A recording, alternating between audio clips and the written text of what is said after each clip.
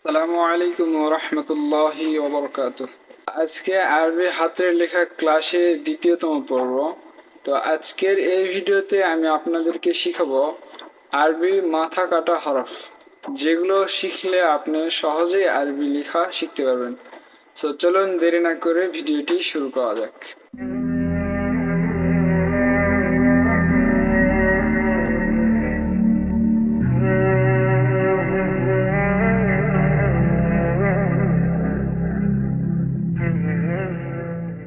তো আমরা এখন শিখবো মাথা কাটা হরফ, ঠিক আছে? তো আলিফের যেহেতু মাথা কাটা হয় না, পুরোপুরি আলিফ হয়, সেই ক্ষেত্রে আমরা আলিফ লিখলাম না। তো বা থেকে আমরা শুরু করি। তো প্রথমে আমরা লিখব পূর্ণাঙ্গ হরফ। তো এটা আমাদের বা। যদি মাথা কাটা হয় তাহলে শুরুতে যদি আমাদের বা থাকে তাহলে কিভাবে চিনব? যদি এরকম থাকে তাহলে আমরা ভাববো এটা বা, ঠিক আছে? পুরোপুরি বা সবখানে থাকবে না, অর্থাৎ কাটা হরফ থাকবে। আর যদি মাঝখানে বা থাকে তাহলে আমাদের থাকবে এরকম, ঠিক আছে? এটা থেকে চিনতে হবে যে এটা আমাদের বা হরফ। এর আগে পিছিয়ে কিন্তু অন্যান্য হরফ থাকতে পারে, ঠিক আছে?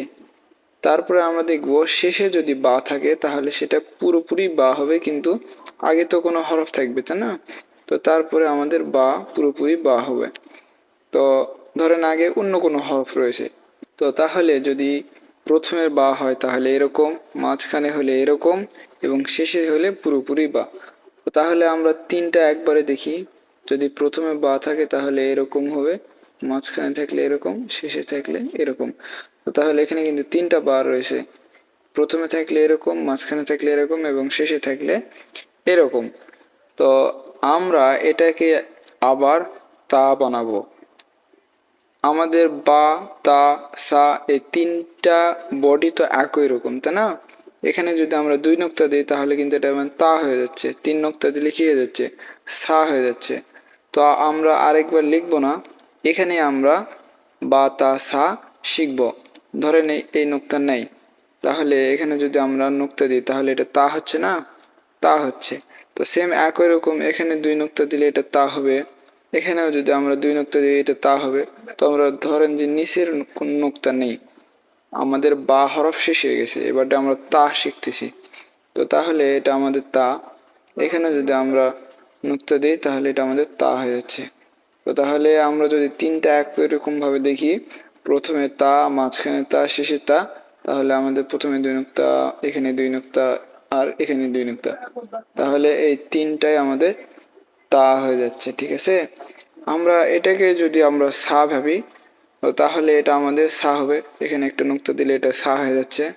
তো আমাদের আমি বুঝাতে যাচ্ছি যে বডি একই রকম থাকবে, শুধু নোক্তার পরিবর্তন হবে, ঠিক আছে? নোক্তা পরিবর্তন হলে কি হচ্ছে, আমাদের সা, বা, তা, সা এখানে কিন্তু হয়ে যাচ্ছে। তো আশা করি বুঝতে পারছেন। তো আবারও বলি, আমি আপনাদেরকে বুঝাচ্ছি যে প্রথমে যদি বা থাকে এরকম হবে, তা থাকলেও বডি এরকমই হবে, শুধু নোক্তা পরিবর্তন হবে। সা থাকলেও বডি এরকমই হবে, নোক্তা পরিবর্তন হবে, অর্থাৎ 3টা নোক্তা হবে সায়ের। সেম একই রকম বা যদি থাকে তাহলে এরকম নোক্তা হবে একটা, তা থাকলে 2টা হবে, সা থাকলে 3টা হবে, শুধু নোক্তার পরিবর্তন হবে কিন্তু বডির কোনো পরিবর্তন হবে না, ঠিক আছে? এরপরে আমরা দেখব জিম হরফ। তো জিম পুরোপুরি জিম হয় আমাদের এরকম। তো প্রথমে যদি আমরা জিম দেখি তাহলে এরকম হবে, শুধু মাথা থাকবে জিম। যদি মাঝখানে থাকে তাহলে এরকম হবে, এদিকে আরো অন্য কোনো হরফ থাকতে পারে, এদিকেও আরো অন্য কোনো হরফ থাকতে পারে, মাঝখানে থাকলে আমাদের এরকম জিম হবে। সাপোজ ধরেন আমাদের এখানে বা রয়েছে, এখানে আমাদের নুন রয়েছে, তাহলে বা, তারপরে জিম, তারপরে নুন হচ্ছে না? তো তাহলে আমাদের জিম কোথায় হচ্ছে? মাঝখানে জিম হচ্ছে। তো এরকম অন্যান্য হরফের মাঝখানে যদি জিম থাকে তাহলে এরকম হবে। দুই পাশে আমাদের কোনো হরফ রয়েছে, তারপরে আমাদের জিম আসছে।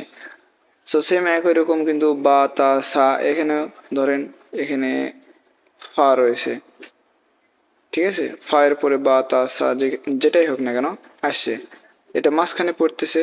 ধরেন তারপরে আমাদের নুন আসছে, তো এটা আমাদের তাহলে মাঝখানে পড়তেছে না? তো তাহলে মাঝখানে থাকলে আমাদের এরকম হবে বা, তা, সা, ঠিক আছে? তো আমরা এখন দেখব শেষের জিম কিভাবে হয়। তো ধরেন প্রথমে কোনো হরফ রয়েছে, আমরা বাই ধরি বা, তো শেষের জিম হলে পুরোপুরি জিম হবে, ঠিক আছে, যেহেতু এটা শেষ এরপরে আর কোনো যুক্ত নেই, ঠিক আছে। তো এটাকে আমরা একবার হা ভেবে নিই। তো তাহলে এখানে যদি নোক্তা না থাকে তাহলে এটা হা হয়ে যাচ্ছে না। তো বডি একই রকম সেম এগুলোর মতোই হবে। ধরেন এখানে কোনো নোক্তা নেই, তাহলে এটা কি হা হয়ে যাচ্ছে না। তো তাহলে হা এর মাথায় এরকমই হবে। যদি এখানে নোক্তা না থাকে তাহলে এটা হা হচ্ছে না। তো তাহলে কি হবে, শুধু মাথা এরকমই হবে, তাহলে এটা আমাদের হা হয়ে গেল। এখানেও ধরেন নোক্তা নেই, তাহলে এটাও কিন্তু আমাদের হা হয়ে গেল, অর্থাৎ বডি একই রকমের হবে। এখানে আমাদের মাথার উপরে নোক্তা দিলে খ হয়ে যাচ্ছে, তো তাহলে আমরা এখানে নোক্তা দিলে খ হবে, ঠিক আছে। তো তাহলে কিন্তু এটা আমার খ হয়ে গেল, অর্থাৎ বডি পরিবর্তন হচ্ছে না, শুধু নোক্তার পরিবর্তন হচ্ছে। তো আমি এক লেখা দুইবার লিখবো না, এই কারণে আমি আপনাদেরকে বুঝিয়ে দিচ্ছি। শুধু নোক্তা পরিবর্তন করলে কিন্তু আমাদের হরফ পরিবর্তন হচ্ছে। যেহেতু এই বা, তা, সা, জিম, হা, খ এগুলো হরফ একই রকমের, শুধু নোক্তার পরিবর্তন, সেই কারণে আমি আপনাদেরকে বুঝিয়ে দিচ্ছি এরকম করে। তো তাহলে এটাই হা, এটাই খ, এটাই জিম এরকম হতে পারে, শুধু নোক্তার পরিবর্তন হবে। আশা করি বুঝতে পারছেন। এরপরে আমরা দেখব দাল হরফ। তো দাল হরফ এর কোনো যুক্ত হরফ হয় না। তো যদি আমাদের কোনো হরফের শেষে যদি দাল হয়, তো তাহলে ধরেন প্রথমে বা রয়েছে তারপরে দাল, তো তাহলে এটা বা দাল, অর্থাৎ দালের পরে যে অন্য কোনো হরফ যুক্ত হবে এরকম হয় না, শুধু শেষেই দাল হয়, ঠিক আছে। এই জন্য আমরা দালকে যুক্ত হরফ বলি না। তো সেম একই রকম এটাই জাল হবে। তো জালেরও কোনো যুক্ত হরফ হয় না। তারপর আমরা দেখি র, র, জ্যা এগুলোরও কোনো যুক্ত হরফ হয় না, কিন্তু এগুলোর শেষে আবার যুক্ত হরফ হয়, যেমন বা, এরপরে আমরা কি লিখলাম, জাল লিখলাম না, সেম একই রকম এখানে হতে পারে বা এর পরে জাল, কিন্তু এই জালের পরে কোনো যুক্ত হরফ, কোনো হরফ হবে না, এটাই শেষ, ঠিক আছে। এর সাথে কোনো যুক্ত হয় না, কিন্তু ভিন্ন হয়ে থাকতে পারে আইন, আলিফ, ঠিক আছে, অন্য কিছু। তারপরে আমরা দেখব সিন হরফ। তো এটা হলো আমাদের পরিপূর্ণ একটা সিন। তো সিনের যদি আমরা মাথা দেখি তাহলে এটা আমাদের দেখে বুঝতে হবে, শুধু এই মাথা থেকে চিনতে হবে যে এটা আমাদের সিন। তো প্রথমে থাকলে তো আমাদের এরকমই থাকবে, যদি মাঝখানে থাকে তাহলে আমাদের এরকম সিন থাকবে, ঠিক আছে। আর যদি শেষে থাকে তাহলে এরকম সিন থাকবে, পুরোপুরি সিন, ঠিক আছে। ধরেন এখানে কোনো হরফ আছে বা, এখানেও কোনো হরফ আছে, ধরি বা, আর এখানে ধরি নুন, তাহলে মাঝখানে সিন থাকলে কিন্তু আমাদের এরকম হচ্ছে। তো এটাকে যদি আমরা শিন বেনে দিই তাহলে কি হচ্ছে, নুক্তা দিলে আমাদের শিন হয়ে যাচ্ছে, নুক্তা দিলে আমাদের শিন হয়ে যাচ্ছে, ঠিক আছে। তো তাহলে শিন, সিন আর শিন একই রকমের লেখা, শুধু নুক্তার পরিবর্তন। এরপরে আমরা লিখবো সদ হরফ। তো সদ দেখেন এটা আমাদের পরিপূর্ণ সদ। যদি সদের মাথা লিখি তাহলে এরকম, অর্থাৎ প্রথমে যদি আমাদের সদ থাকে তাহলে এরকম, যদি মাঝখানে থাকে তাহলে এরকম, আর যদি শেষে থাকে তাহলে এরকম, ঠিক আছে। তো ধরেন এখানেও বা, এখানে নুন, বোঝানোর সুবিধার্থে আমি বা আর নুন দিয়ে বুঝিয়ে দিচ্ছি, ঠিক আছে। তো লেখার সময় একই রকম এরকম লিখলেই হবে। তো এখানে যদি আমরা নোক্তা দিই তাহলে দদ হয়ে যাচ্ছে না, তাহলে সদ দদ কিন্তু আমাদের একই রকমের। এরপর আমরা লিখব ত হরফ। তো ত হরফ দেখেন এটা হলো পরিপূর্ণ ত। যদি প্রথমে ত থাকে তাহলে এরকম, এদিকে অন্য কোনো হরফ থাকতে পারে যেমন নুন। তো তারপরে দেখেন যদি মাঝখানে থাকে, ধরেন সামনে বা রয়েছে, মাঝখানে ত, তারপরে আবার নুন, তো তাহলে মাঝখানে থাকলে এরকমই ত হবে। ত এর কিন্তু কোনো পরিবর্তন হচ্ছে না, ঠিক আছে। এবং শেষে থাকলে ধরেন প্রথমে বা, শেষেই ত রয়েছে, তাহলে বা ত এরকম হবে। তো এটাই কিন্তু নোক্তা দিলে আমাদের জ হরফ হয়ে যাচ্ছে, ঠিক আছে। তো আশা করি বুঝতে পারছেন। এরপর আমরা লিখব আইন হরফ। তো এটা হলো আমাদের পরিপূর্ণ আইন। যদি শুরুতে আইন থাকে তাহলে এরকম মাথা থেকে আমাদের চিনতে হবে এটা আইন।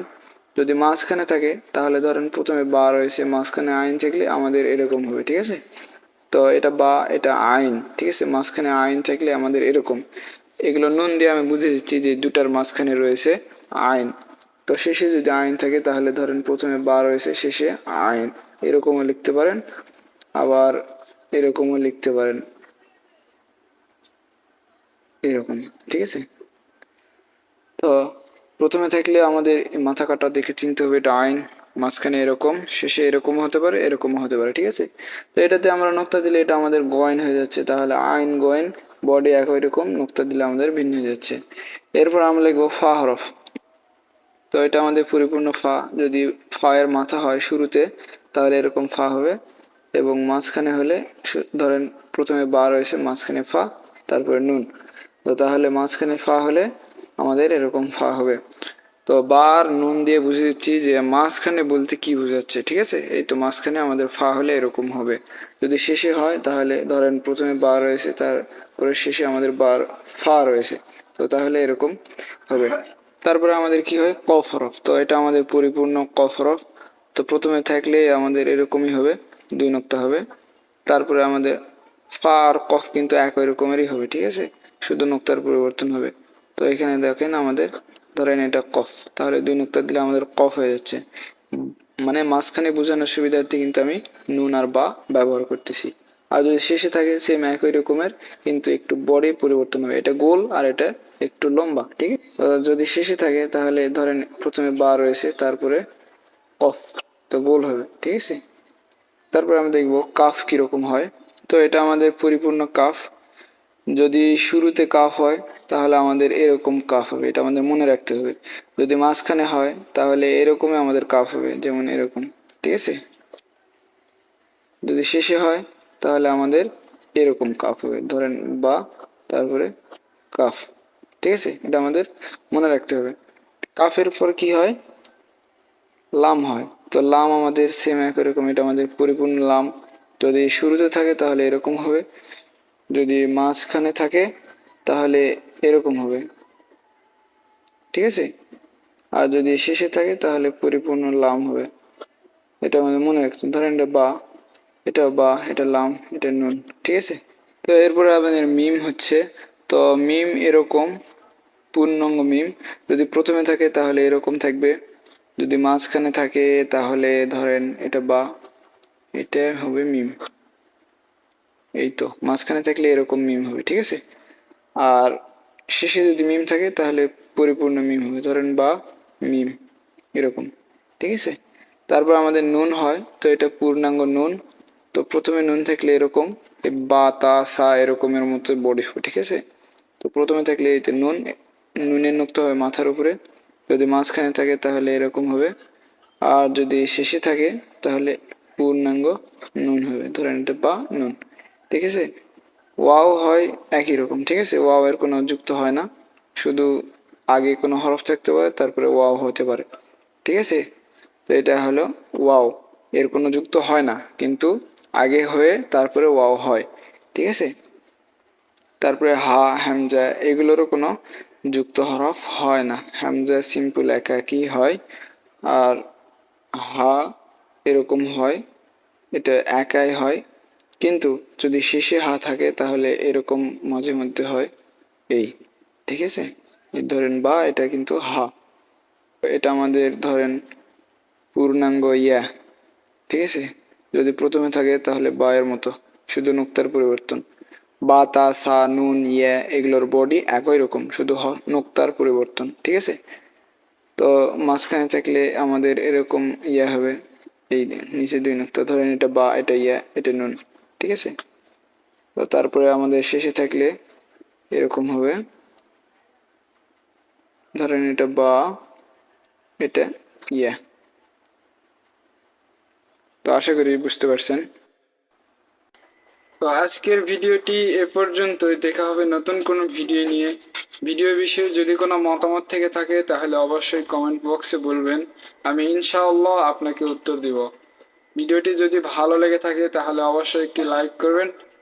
ইউটিউব থেকে যদি আপনি দেখে থাকেন তাহলে অবশ্যই সাবস্ক্রাইব করবেন, এবং ফেসবুক থেকে দেখলে অবশ্যই ফলো করে দিবেন, যাতে এরকম আরও ভিডিও আপনার কাছে পৌঁছে যায়।